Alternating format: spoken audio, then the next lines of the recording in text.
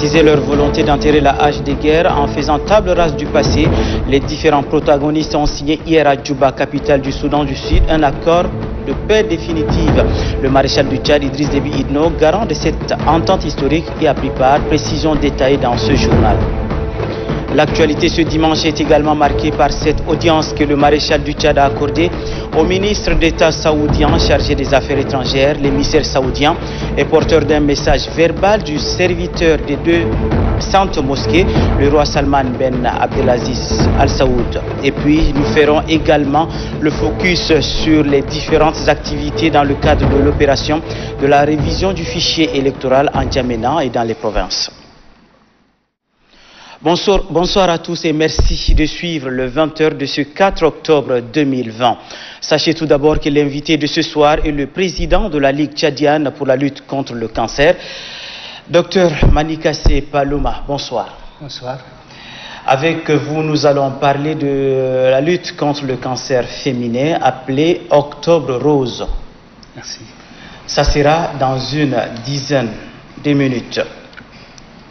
Je le disais en titre que le maréchal du Tchad Idriss Déby Itno était hier, samedi 3 octobre 2020, à Djouba, la capitale du Soudan du Sud. Il a pris part à la signature des accords de paix global inter-soudanais. À son arrivée dans la capitale Djouba, le président de la République a reçu un accueil chaleureux. Retour sur le cérémonial d'accueil réservé au président de la République avec Djibril Noualwali. Témoin d'une fréquentation intense ces dernières heures, l'aéroport international de Djouba a enregistré samedi matin l'arrivée du maréchal du Tchad Idriss Déby Itno.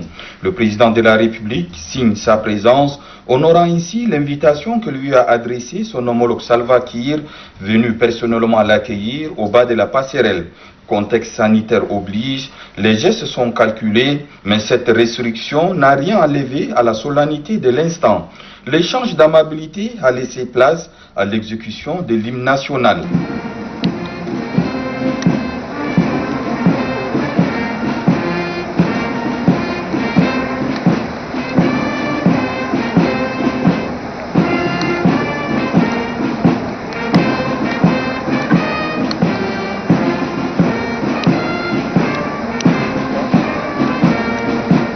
Le président de la République, Idriss Déby Itno, devrait par la suite passer en revue les troupes avant de recevoir les souhaits de bienvenue de quelques ministres sud-soudanais.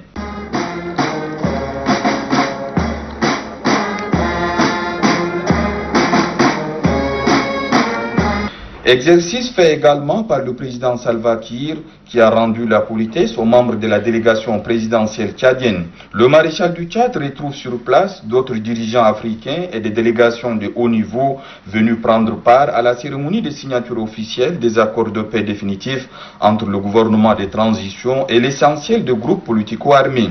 Le rôle joué par le Tchad et son président a été déterminant dans le processus. Les initiatives et démarches pour réconcilier les frères ennemis soudanais font du maréchal du Tchad un garant de l'accord global dont la signature fera l'objet d'une cérémonie populaire au stade de Djouba. Le retour définitif de la paix intéresse en premier lieu le Tchad, qui partage beaucoup de liens avec ce pays et qui accueille plus d'1 million de réfugiés installés dans plus de 10 camps dans l'est du pays. Juste après son arrivée à Djouba, le maréchal du Tchad, Idriss Déby Itno, a participé à la cérémonie proprement dite de signature officielle de l'accord de paix global entre le gouvernement de transition soudanais et les mouvements armés affiliés au Front révolutionnaire. Le document a été également paraphé par le chef de l'État tchadien en tant que garant de cette entente historique censée mettre fin à la guerre et aux conflits armés qui dure depuis 2 décennies. Djibril Noualwali a suivi donc de bout en bout la cérémonie. Voici son reportage. Hier, les Sud-Soudanais se réconcilient à Khartoum. Aujourd'hui, les Soudanais scellent la paix à Djouba. L'instant chargé d'émotions est historique. Gouvernement et mouvements politico-armés décident d'abandonner la musique guerrière pour une mélodie plus pacifique. Les signataires, leaders de 5 groupes rebelles et 4 mouvements politiques issus des régions du Darfour, du Kordofan Sud et du Nil Bleu, se mettent d'accord à travers ce pacte composé de 8 protocoles couvrant des questions de propriété foncière, justice transitionnelle, réparation et compensation, développement du secteur nomade et pastoral, partage des richesses, partage du pouvoir et retour des réfugiés et déplacés. L'accord stipule également le démantèlement à terme de groupes armés et l'intégration de leurs combattants dans l'armée nationale qui devra être représentative de toutes les composantes du peuple soudanais. Son respect ne souffrira d'aucune ambiguïté, s'engagent les signataires qui se sont relayés à la tribune. Pour y arriver, le maréchal du Tchad Idriss Déby Itno se porte garant aux côtés de plusieurs autres dirigeants et représentants des institutions internationales à l'image de l'Union africaine et des Nations unies. L'espoir que suscite cet accord est immense. La mobilisation populaire en dit long sur les aspirations du peuple soudanais, fatigué de ces longues années d'instabilité qui ont freiné son développement. Il n'y aura pas de retour à la guerre, a lancé le général Abdel Fattah al-Burhan, président du Conseil souverain de transition, qui a appelé le reste des mouvements armés qui n'ont pas encore signé l'accord de paix à y adhérer. Sa satisfaction et celle des autres dirigeants de la transition réside dans le fait que le nœud du problème est abordé et ses solutions trouvées de commun accord, ouvrant une nouvelle page qui va mettre fin aux guerres et aux souffrances du peuple soudanais dans les camps de déplacés et réfugiés. Les sillons de la paix sont aujourd'hui tracés, c'est féliciter le maréchal du Tchad Idriss Déby Itno qui voit en cette étape un pari à gagner pour les frères soudanais, se disant convaincus que tous ceux qui n'ont pas encore adhéré à cette grande plateforme de dialogue et de cohésion vont le faire dans les meilleurs délais. Du haut de la tribune, le maréchal du Tchad a lancé un appel pressant à l'endroit de la communauté internationale pour qu'elle apporte sa contribution en vue d'aider le Soudan dans la phase actuelle de sa vie et de son histoire. La gigantesque cérémonie de signature de l'accord de paix définitif au Soudan a été ponctuée par plusieurs interventions. Signataires, facilitateurs, pays amis du Soudan et institutions ont dit tout le bien qu'ils pensent du retour de la paix à la faveur de cet accord historique. Le maréchal du Tchad, Idriss Déby Itno, garant de l'accord, a indiqué que son pays, qui a une communauté de destin avec le Soudan, sera debout pour soutenir ce peuple frère. Djibril Noualwali revient sur les grandes lignes du discours du président de la République au cours de cette cérémonie. Regardez. Plus qu'un garant, c'est un ami fidèle du Soudan et précurseur de l'accord de paix définitif de Djouba qui a pris la parole devant des milliers de personnes qui célèbrent l'avènement d'un nouveau Soudan. Et ils ont raison de jubiler car le chemin a été long pour aboutir à la signature d'un accord définitif de paix. Ce qui fait dire au maréchal du Tchad Idriss Déby Itno que les sillons désormais tracés portent l'espoir de tout un peuple, rappelant la tragédie humaine vécue par les populations des zones en conflit, dont le Darfour. Pour lui, le mérite revient aux Soudanais eux-mêmes qui prennent conscience, aidés par des bons offices offerts par les pays voisins, le Tchad en tête, où un accord a été déjà conclu. Les fruits de tous ces efforts multiples et conjugués sont récoltés aujourd'hui, dira-t-il. Une étape cruciale franchie, mais pour le président de la République, un nouveau palier est à gravir. Cela passe par la consolidation des acquis et le renforcement de la dynamique enclenchée afin d'instaurer une paix définitive, durable et pérenne. Le pari est bel et bien à la portée des frères soudanais, confie le chef de l'État. Le Soudan nouveau, en voie de refondation, a besoin du soutien actif et de l'accompagnement résolu de tous ses partenaires et pays amis. La communauté internationale doit apporter sa contribution en vue d'aider le Soudan dans la phase actuelle de sa vie et son histoire, a-t-il plaidé. Exécuter les différentes clauses de l'accord exige la patience. C'est pourquoi le maréchal du Tchad, Idriss Déby Itno, tout en conseillant sagesse, dépassement de soi et foi patriotique aux frères soudanais, a également souligné avec insistance l'importance des mécanismes de suivi qui doit avoir la mission de faire de manière régulière le point de l'évolution de l'accord en vue d'effectuer les réglages nécessaires et de corriger les éventuels dysfonctionnements.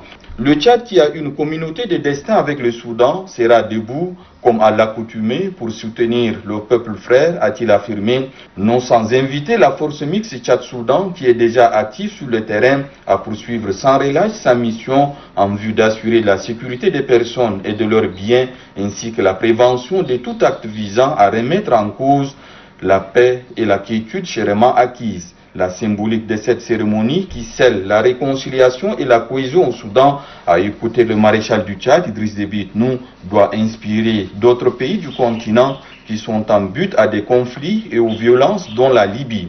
Le souhait du président de la République, Idriss Déby Itno, est de voir toutes les factions en conflit dans ce pays se retrouver autour d'une table, comme l'ont démontré aujourd'hui les Soudanais, en vue de discuter sereinement, sincèrement et fraternellement de l'avenir de leur pays, a indiqué le maréchal du Tchad, Idriss Déby Itno. Ça, c'était hier à Djouba, au Soudan du Sud. Aujourd'hui, en Djamena, le maréchal du Tchad, Idriss Déby Itno, président de la République du Tchad, a reçu ce dimanche le ministre d'État saoudien chargé des Affaires étrangères, Ahmed Ben Abdelaziz Katan. L'émissaire saoudien est porteur d'un message verbal du serviteur des 200 mosquées, le roi Salman Ben Abdelaziz Al Saoud. Compte rendu, Nassour Noudjiti. Le ministre d'État saoudien chargé des Affaires africaines, Ahmed Ben Abdelaziz Katan, est en tournée africaine. Le Tchad a constitué la troisième étape de ses périples. Le maréchal du Tchad Idriss Déby Itno, président de la République, chef de l'État, et l'émissaire saoudien ont fait le tour d'horizon de la coopération bilatérale. Le Tchad et le Royaume d'Arabie Saoudite entretiennent des relations exemplaires dans plusieurs domaines. Relations qui mérite d'être raffermi davantage dans l'intérêt des deux pays. La participation active l'année dernière du maréchal du Tchad au 14e sommet de l'Organisation de la coopération islamique, OCI, à la Mecque, en Arabie Saoudite, sa participation successive aux grandes manœuvres militaires à Hafr al-Batn et Dammam et les déplacements quasi permanents des émissaires saoudiens au Tchad témoigne de la vitalité de cette coopération agissante et mutuellement bénéfique aux deux peuples frères et amis. Outre ces volets, le maréchal du Tchad et l'émissaire saoudien ont également abordé la question de la lutte contre le terrorisme. Le Tchad et l'Arabie Saoudite font face à la même menace. Son éradication passe inéluctablement par la conjugaison des efforts. Interrogé à sa sortie d'audience, le ministre d'État saoudien chargé des affaires africaines, Ahmed Ben Abdelaziz Katan, a précisé qu'il est venu au nom du serviteur de deux saintes mosquées, le roi Salman Ben Abdelaziz Al Saoud, échanger avec le maréchal du Tchad sur plusieurs volets de la coopération bilatérale, sans occulter le partenariat liant le Tchad au groupe de la Banque islamique de développement BID. C'est sur cette entrevue que l'émissaire saoudien a pris congé de son hôte. Niamey au Niger sera la prochaine étape de la délégation saoudienne conduite par le ministre d'État chargé des Affaires africaines. Merci Nassour Noudjiti. Sachez qu'avant de quitter le Tchad, le ministre d'État saoudien a été également reçu au ministère des Affaires étrangères avec le chef de la diplomatie tchadienne Amin Abbasidik, qui avait à ses côtés le ministre des Finances et du Budget Tahir Hamid Ngilin, le secrétaire d'État à l'économie et à la planification du développement Abderrahim Younous. Les échanges ont porté sur le lien de coopération entre le Tchad et le Royaume d'Arabie Saoudite. Nous vous annoncions également que la ministre de la Femme et de la Protection de la Petite Enfance, Amina Priscille Longo, a pris part par visioconférence au 25e anniversaire de la 4e conférence mondiale sur les femmes. C'était en marge de la 75e session de l'Assemblée générale des Nations unies à New York. Extrait. Je voudrais saisir cette opportunité pour affirmer que mon pays, le Tchad, dispose d'un arsenal juridique solide en matière de promotion et de l'égalité de genre, et cela grâce à la volonté manifeste du premier avocat des femmes tchadiennes, le maréchal du Tchad, Idriss Déby Itno, président de la République, chef de l'État. Cette dynamique amorcée depuis la fin des années 90 a eu le mérite d'être renforcée par l'adoption en 2018 de la Constitution de la 4e République qui accorde une place de choix à la femme tchadienne. Pour instaurer et maintenir la paix, pour promouvoir des sociétés pacifiques en vue d'un développement durable, pour mettre en œuvre son programme en faveur des femmes, la paix et la sécurité, le gouvernement du Tchad a adopté plusieurs mesures dont quelques-unes sont l'adoption et la vulgarisation de la politique nationale genre et de son plan d'action, l'adoption de la loi 012 sur la parité des postes nominatifs et électifs, l'adoption de la loi 029 interdisant le mariage d'enfants, l'adoption de la loi 06 sur la santé de la reproduction, la mise en place de la coordination nationale de la plateforme des femmes du G5 Sahel, la création des organisations de la société civile, des pools de médiatrices, des parajuristes et d'ambassadrices de la paix, qui sont des relais dans nos communautés, les écoles, les lycées et universités. La création des comités interministériels chargés de l'élaboration du plan d'action national de la résolution 1325. L'institutionnalisation d'une journée nationale de prière pour la paix, la cohabitation pacifique et la concorde nationale, pour ne citer que celle-ci. En dépit des accords internationaux et des conventions ratifiées, les difficultés demeurent en termes d'accès des femmes au foncier, des mutilations génitales féminines, 38%, du mariage d'enfants, 28,4% des femmes sont mariées avant l'âge de 15 ans et 69% des femmes avant l'âge de 18 ans. Des violences conjugales élevées à 24%, des violences physiques 29% et violences sexuelles 12%. Face à ces défis majeurs, le gouvernement de la République du Tchad, à travers le département en charge de la femme, sollicite un accompagnement multiforme pour pallier à tous ces problèmes suscités. Sachez également que l'Organisation des Premières Dames d'Afrique pour le développement, en partenariat avec l'organisation Abouti, forme les relais communautaires dans le cadre de la lutte contre la mortalité maternelle et infantile. C'est le délégué général du gouvernement auprès de la commune de N'Djamena qui a lancé les travaux. Thomas Ousmane Djeli, reportage. La commune du 7e arrondissement bénéficie d'une formation de renforcement des capacités relative à la faible fréquentation de femmes enceintes au service des consultations prénatales, cause du taux considérable des mortalités maternelles et infantiles. Suivant la logique selon laquelle aucune femme ne doit mourir en donnant la vie, l'OBDAT s'engage à la riposte de ce mal qui constitue l'un des sujets de santé publique. En formant 400 relais communautaires dans la commune du 7e arrondissement, l'OBDAT entend accroître la sensibilisation autour de la question en vue d'assurer une meilleure santé à la population. Les diagnostics publics en 2014 montrent que la mortalité maternelle est estimée à 860 décès pour 100 000 naissances vivantes. Face à ce constat amer, la première dame du Tchad s'est engagée à travers l'OBDAT à mener des actions de riposte contre la mortalité maternelle, néonatale et infantile. Le maire premier adjoint du 7e arrondissement, Pascal Kemkoy Guéou, s'est dit très honoré de ce choix porté sur sa circonscription administrative. Il salue par ailleurs les efforts consentis par les plus hautes autorités et qui ont permis d'améliorer considérablement l'accès des femmes dans les structures sanitaires de base. Ouvrant les travaux, le délégué général du gouvernement auprès de la commune de N'Djamena s'adresse aux bénéficiaires de cette formation en ces termes. Vous êtes les relais communautaires directs et votre participation à cette journée de formation est d'une importance capitale. Les différents thèmes qui vous seront présentés tout à l'heure sont conçus par les spécialistes pour apporter une réponse à vos préoccupations essentielles. Ils vous permettront en conséquence d'être mieux outillés pour mener les sensibilisations dans tous les quartiers du 7e arrondissement. Cette formation est nécessaire car les visites prénatales sont le seul moyen de prévenir les risques de complications qui peuvent intervenir au cours de la grossesse et au moment de l'accouchement, explique le point focal de l'OBDAT Tchad.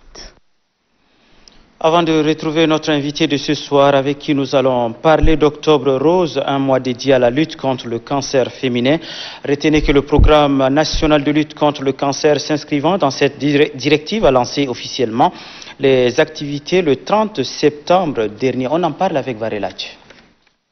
9,6 millions de cas de décès dus au cancer sur le plan mondial, c'est la statistique de l'Union internationale contre le cancer en 2019. Le Tchad, quant à lui, a enregistré plus de 300 cas. Pour inverser la tendance, le programme national de lutte contre le cancer, une institution placée sous tutelle du ministère de la Santé publique et de la Solidarité nationale, en prélude du mois d'Octobre Rose, dédié à la lutte contre ce fléau, appelle à une synergie d'action. La majorité de ces cas notifiés chaque année n'interviennent qu'au moment de stade très avancé de la maladie. D'où la nécessité pour nous d'intensifier nos actions en matière de prévention et de dépistage précoce. Partenaire privilégié du gouvernement dans le domaine de la santé, l'Organisation mondiale de la santé au Tchad, via son représentant Jean Bosco Ndio Kumbayo, réitère sa disponibilité à accompagner l'État tchadien. Le directeur général adjoint du ministère de la Santé publique et de la Solidarité nationale a salué au cours du lancement des activités l'initiative de la première dame Inda Debitno d'avoir dédié un mois consacré à la lutte contre le cancer. C'est le lieu pour moi et pour nous tous, acteurs du secteur de la santé, de traduire dans le fait l'engagement solennel pris par le chef de l'État afin que la lutte contre le cancer soit faite de façon efficace et coordonnée. L'édition 2020, placée sous le thème « Prévention et dépistage des cancers du sein au Tchad » est une invite à l'endroit des couches de la société à une prise de conscience. Car selon les experts de la santé, cette maladie constitue un danger pour la société. Merci Varelaj pour ce point. Pour retrouver notre invité de ce soir, je rappelle que nous recevons sur ce plateau Dr Manikassé Paloma. Vous êtes le président de la Ligue tchadienne pour la lutte contre le cancer. Une fois de plus, bonsoir. Bonsoir. Vous avez, ou vous aurez plutôt tout un mois pour parler de la lutte contre le cancer féminin. Alors pourquoi le mois d'octobre et pourquoi l'appellation Octobre Rose? Merci de la question si intéressante. Au fait, le terme Octobre Rose est né aux années 1990, donc vers les années 1990, lorsque une icône dans l'entreprise cosmétique appelée Evelyne Lauder, qui était atteinte de cancer du sein. Et donc, compte tenu de sa position confortable financièrement, elle avait elle avait créé un centre de recherche contre le cancer. Et parallèlement à ça, il y avait une militante très chevronnée qui également œuvrait dans la lutte contre le cancer. Et cette militante, appelée Charlotte Hailey, qui utilisait un ruban pour symboliser sa lutte contre le cancer. Et donc, les deux pionnières se sont retrouvées et ont convenu de choisir ce ruban de pêche que l'autre utilisait, donc pour donner la couleur rose. Et donc cette couleur rose symbolise le féminisme. Et ensuite, à partir de là, le terme Octobre Rose, parce que c'était passé au moment du mois d'octobre. Donc Octobre Rose signifie maintenant un symbole de lutte contre le cancer féminin, en particulier contre le cancer du sein. Et donc, chaque année, la communauté internationale fait des manifestations de sensibilisation contre le cancer du sein. Et notre pays n'est pas resté en marge, en particulier la Ligue tchadienne de lutte contre le cancer, et à la 3e édition, sous le parrainage de son Excellence Inda Déby Itno, à qui nous rendons grâce parce que c'est elle qui avait pris l'initiative de réunir les différentes associations pour former ce que c'est la Ligue. Et ces associations, il y en a 4. Il y a la Fondation Grand Cœur, Action tchadienne contre le cancer, Donoma et Association tchadienne de lutte contre le cancer. Et donc nous la remercions pour ces actions de grâce envers la population désœuvrée. Et sans elle, je pense que la Ligue ne serait pas, n'aurait pas ce dynamisme actuellement. Et donc cette année, la Ligue avait retenu le thème principal. J'arrive bien là, docteur. Merci pour cet historique d'Octobre Rose. Cette année 2020, vous avez choisi comme thème allaitement maternel exclusif. Pourquoi le choix de ce thème? Ce thème a été mûrement réfléchi et nous avons constaté qu'il y avait 2 avantages majeurs.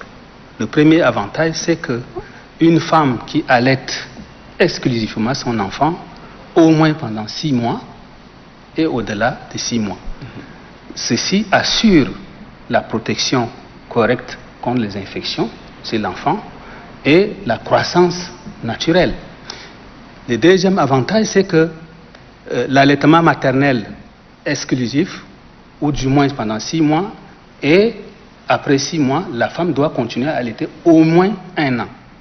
Et en faisant ceci, elle aura l'avantage d'être protégée par le cancer. Et donc, l'allaitement maternel pendant 1 an protège évidemment contre le cancer du sein.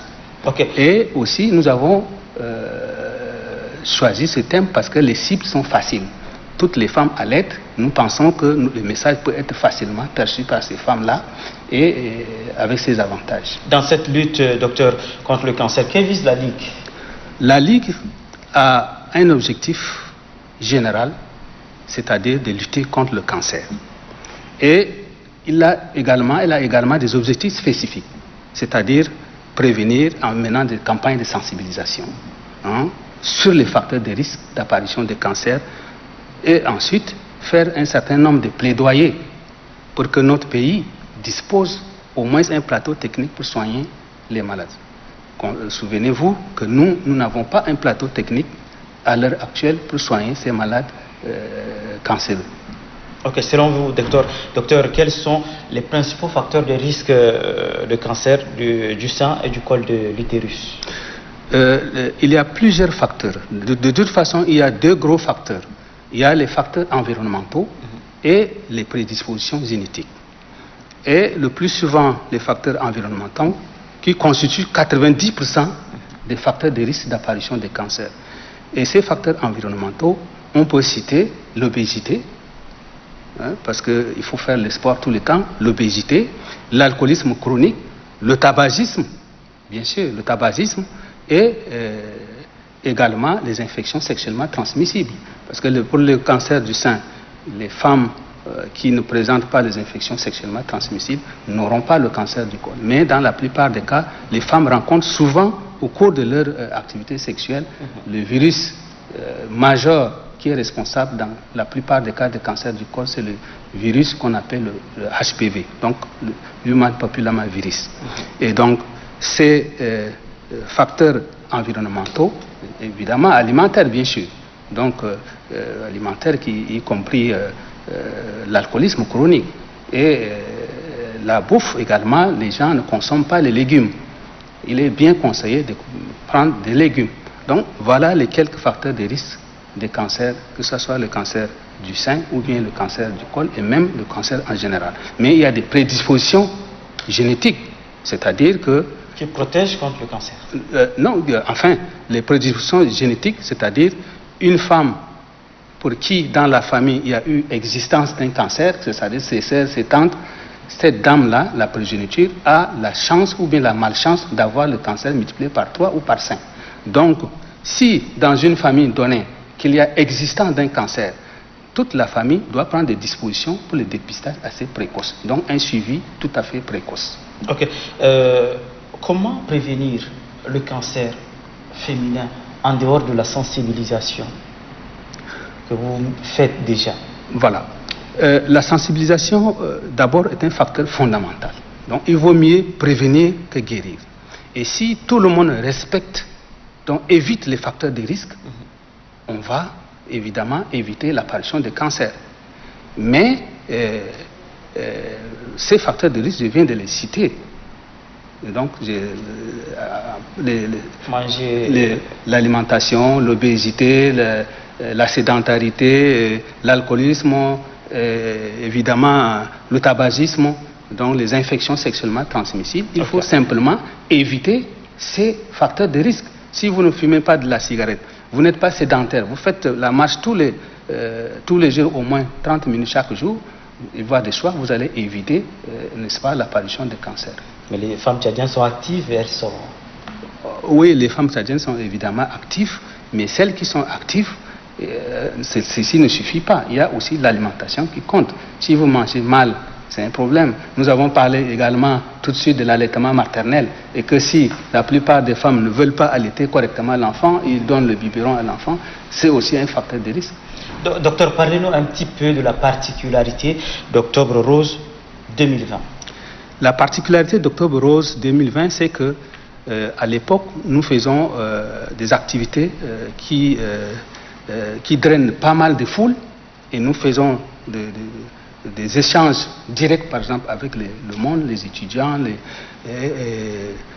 toute la population. Il y a échange des questions relatives à des facteurs de risque. Et cette année, nous ne pouvons pas utiliser ce canal-là. Nous utiliserons essentiellement le canal audiovisuel, c'est-à-dire la télévision. Il y aura des débats dans les différents télévisions de la place ou bien les presses de la place. On va essayer de distribuer et donner des messages pour que la population suive. Ok, quel est ce message que vous avez à lancer à l'endroit de la population pour tout le mois d'octobre? Voilà, je demande à la population de rester à l'écoute. À l'écoute, il y aura des messages d'information ou d'échange sur les facteurs de risque d'apparition des cancers dans toutes les télévisions de la place ou bien les presses de la place, les presses audiovisuelles de la place. Qu'ils restent à l'écoute, il y aura des riches enseignements sur les facteurs de risque d'apparition des cancers. Merci docteur déjà d'être venu et d'avoir accepté de vous prêter à nos questions. C'est moi qui vous remercie. On souhaite vraiment un succès pour Octobre Rose 2020. Merci beaucoup. Merci. Merci. Bonne soirée. Le mois d'Octobre Rose, c'est tout un mois. Demain 5 octobre déjà, la communauté internationale va célébrer la journée de l'habitat. L'édition de 2020 a pour thème un logement pour tous, un avenir urbain. En prélude à cette journée, la ministre de l'Aménagement du territoire, du développement de l'habitat et de l'urbanisme, Amina Ehemir Torna, a fait une déclaration que je vous propose de suivre un extrait. Le thème mondial retenu par le programme des Nations Unies pour les établissements humains est un logement pour tous, un meilleur avenir urbain. Le choix de ce thème n'est pas le fruit du hasard, car il cadre bien avec nos préoccupations d'aujourd'hui. Il résulte du fait que, face à une explosion démographique sans précédent et une urbanisation de plus en plus galopante, le déficit non seulement en logement, mais aussi en services de base est l'une des conséquences directes que vivent les habitants de chaque ville et village de notre planète.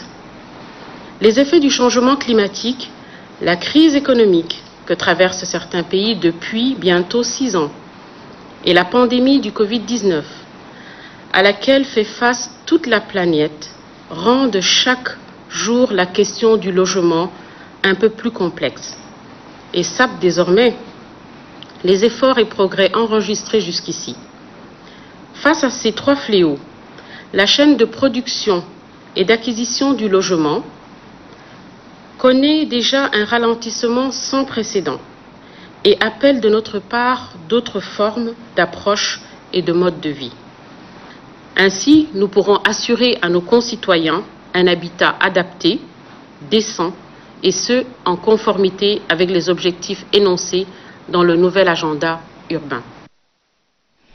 En politique, le 3e adjoint au secrétaire général du MPS, Maître Jean-Bernard Padaré, a fait un point de presse pour inviter les jeunes en âge de voter à se faire recenser dans le cadre de la révision du fichier électoral. Je vous propose de l'écouter.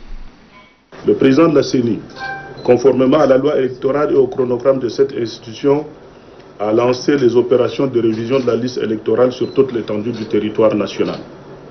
Le mouvement patriotique du salut, soucieux du fait que tout Tchadien en âge de voter puisse être prêt à accomplir son devoir civique lors des consultations électorales à venir, invite nos concitoyennes et concitoyens en général, ces militantes et militants, sympathisantes et sympathisants en particulier, qui pour une raison ou pour une autre n'ont pas pu se faire enrôler, plus précisément les jeunes qui n'avaient pas encore atteint l'âge de 18 ans lors du recensement électoral de 2015, à sortir massivement pour se faire enregistrer auprès des différentes missions de la CENI envoyées dans les différents centres d'enrôlement prévus sur toute l'étendue du territoire national à cet effet.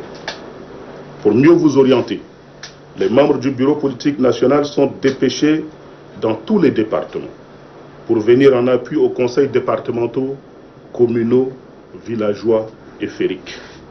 Se faire recenser, c'est avoir voix au chapitre sur le devenir de notre pays. Avant de nous séparer, voyons donc ce qui est de la situation épidémiologique de la maladie à coronavirus de ce dimanche 4 octobre 2020. Sur 359 échantillons analysés, 3 cas confirmés, 1 au Mayo-Kébi Ouest, 1 en Djamena, tout contact des précédents cas et 1 post-mortem au Logone occidental. 0 guéri, le total reste à 1075. Un décès portant le total à 86, 56 malades sous traitement. Le nombre de cas confirmés depuis le 19 mars 2020 est de 1217 répartis dans 17 provinces du pays. La coordination nationale de riposte sanitaire invite la population à rester sereine, solidaire, vigilante et rappelle au respect strict des mesures barrières, notamment la distanciation physique en cas de signes tels que fièvre, toux, éternuement et difficultés respiratoires. Appelez gratuitement le 1313, le coordonnateur national de riposte sanitaire, professeur Choua Ouchemi. Sur ce, mesdames et messieurs, se referme cette édition. Merci à vous de l'avoir suivi.